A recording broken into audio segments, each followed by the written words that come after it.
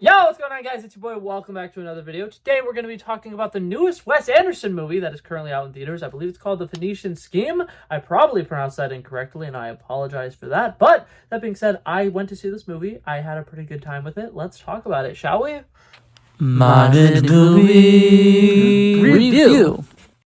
Okay, so today's review is probably going to be a very short and simple one because for the most part, Wes Anderson has one thing going for him, and it is that he has a very unique style, and he does a really good job with showcasing some very interesting scenes. And something that I like about him in particular is he'll have interesting settings, and he has a great use of props. Like, there's typically props all over the place, and then he'll have really cool, like, close-up shots, far-away shots. And for the most part, if you're going to a Wes Anderson film, the story obviously is still relatively important, but for the most part, you're there for the vibes, and I think that this once again carries the vibes of something like Mr. Fantastic Fox. So if you are a big fan of that Wes Anderson style, you're absolutely getting it here. There's a lot of really good comedy, and I think that some people in this movie show up for about like 2 minutes and they just bring incredible comedic chops the entire time. Bryan Cranston and this is absolutely fantastic, and I swear he's in the movie for maybe about 3 minutes, but he might genuinely be my favorite part because he just shows up, has an incredible performance, and is just absolutely like fantastic and just fully embodies the weirdness of this character and the weirdness of the role that he's in,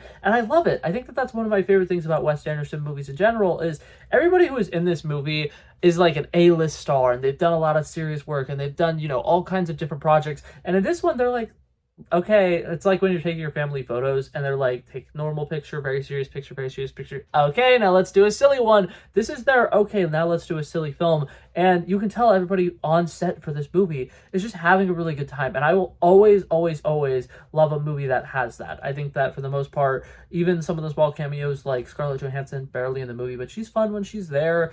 Benedict Cumberbatch comes in, gives us one of the most entertaining action sequences I've seen in a hot minute. Like, he is fun. He is an absolute blast, and he doesn't show up until literally probably the last, 6 minutes of the movie or something like that. It's great. It's a fun time. So, to kind of break down this movie and kind of start from the beginning, because I'm jumping all over the place right now, the movie starts off with scenes that you've kind of seen from the trailers where the main character, played by Benicio del Toro, did I get that correct? I think I did.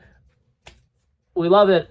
He is absolutely fantastic at this. He's insanely entertaining, and he plays a very, very wealthy man who is trying to get even wealthier by doing a lot of not great things. And then he has his daughter, who they haven't really spent a lot of time with each other throughout her entire life because he's been a very distant father, but she's kind of wanted that parental figure. So now they're kind of hanging out for a little bit, but like it's very begrudgingly they're hanging out with each other, and it creates a very fun dynamic. I love that.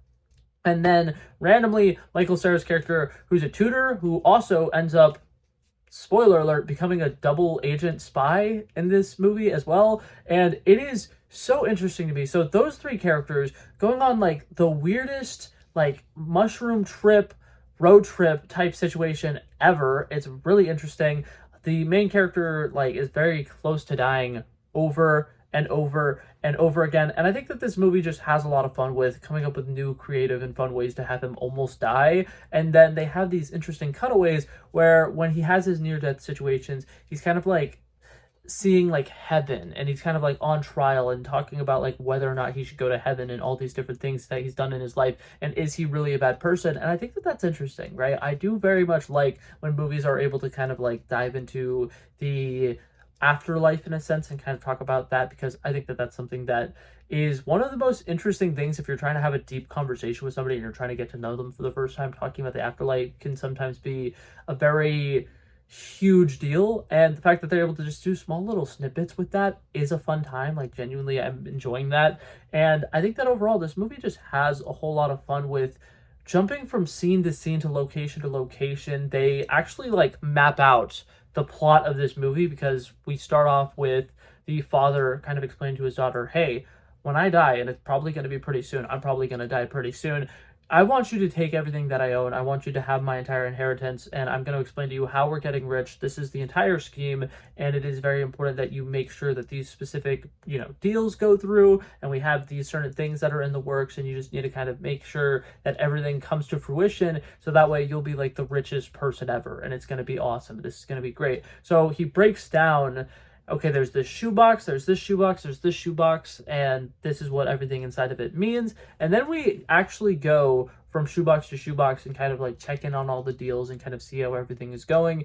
And like I said, the way that they do this, they basically give you like a quick 10-minute scene where we're seeing these three misfits who are going on this little road trip. They interact with the cameos, whether it be Tom Hanks, whether it be Scarlett Johansson, whether it be Benedict Cumberbatch, and then they're just kind of like, trying to work out a deal. But for the most part, the super rich guy who's the main character, I don't remember his name, which usually I would dock a movie points for that, because one of the main things for me personally is I'm not very great with names.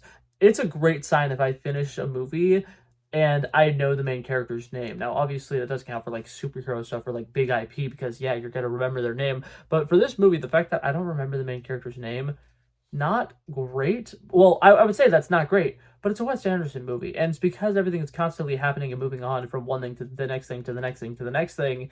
You don't really necessarily need to know his name.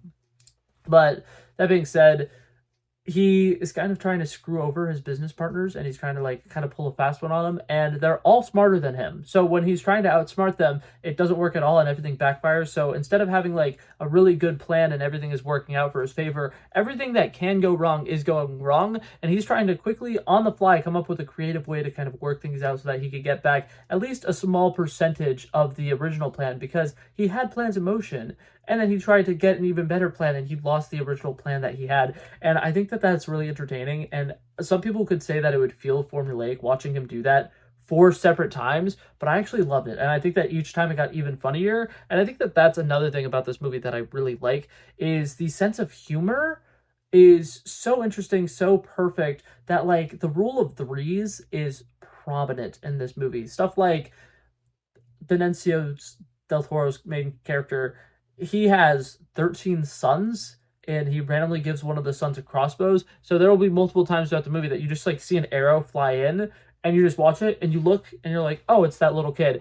And it's just absolutely hilarious because, like I said, rule 3, it happens 3 times. It's such a random thing to just kind of occur in the middle of the scene. And there's so many different moments like that. Like, I think there's a line from the trailers, or I've been getting nonstop trailers and ads for this, so obviously other people might not have seen the specific TV spots that I have, but the main character going, I feel very safe. He says that a lot throughout the movie during moments he definitely should not be feeling safe, and I love it. I think that that's absolutely hilarious, and I just really like that. And then on top of that, one of my favorite, probably my favorite part of the entire movie, obviously, Michael Cera is so damn good in this. He absolutely feels right at home in this movie. I feel like his character is very unique and interesting, and I like that they gave him more to do. Instead of just being this weird little tutor guy, he's secretly an American agent for the CIA, and when he does his little flip or whatever, he still is helping the guy out, because he's like, I actually genuinely have a crush on your daughter, and I want a chance to be with your daughter, so I'm going to continue to help you out. This is going to continue to kind of go, the way that things have been going. And I love that. I thought that was a great double cross, and I like that Michael Cera had a lot to do. In my opinion, he is the highlight of this movie. He's absolutely fantastic, and I love him to death.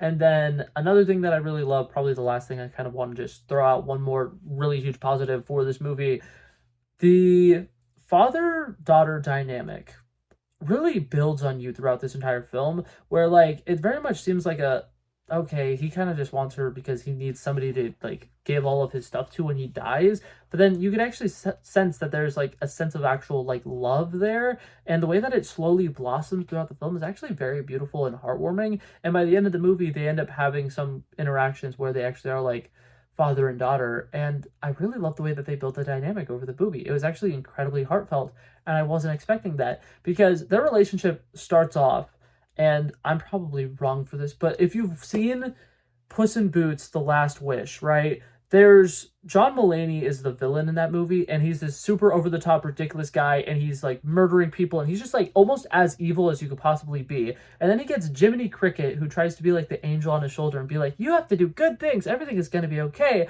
And then, there's like the specific scene where the Jiminy Cricket is trying to be like, the voice of reason. He's trying to be really good, and he's just like, no, now Jack, that's a puppy. You wouldn't kill a puppy. And he's just like, yes, I would shoot him in the face, or something like that. And then Jiminy Cricket looks at him and he says, you're irredeemable. You're a monster. And it's just like that dynamic, because the nun is like hearing all of the things that her father is doing, and it's like, well, that's wrong. Well, that's sinful. Well, you shouldn't be doing that. Oh, Jesus hates this. Oh, God is not going to love you. And just, it's just constantly that dynamic of like, well, that goes against everything religious, and I'm currently trying to be like as religious as possible, and I just love that. I just thought that was so funny. So yeah, overall, if you're looking for a really fun, quick movie to go see in the theaters, like that's another thing I like about this movie. The runtime, a little under an hour and 30 minutes, which makes it where if you want to just go see something quick, this is fantastic. I went to see it with a friend. I would definitely recommend going and seeing this with a friend. This is a good one to bring someone to. And yeah, overall, I really like this movie, and if I had to give it a score on a scale of 1 to 100, I would probably give it a solid 80. It doesn't do anything super revolutionary. It's not going to blow your mind. It's not one of the best Wes Anderson movies of all time. And for the most part, the plot is kind of like incoherent at times.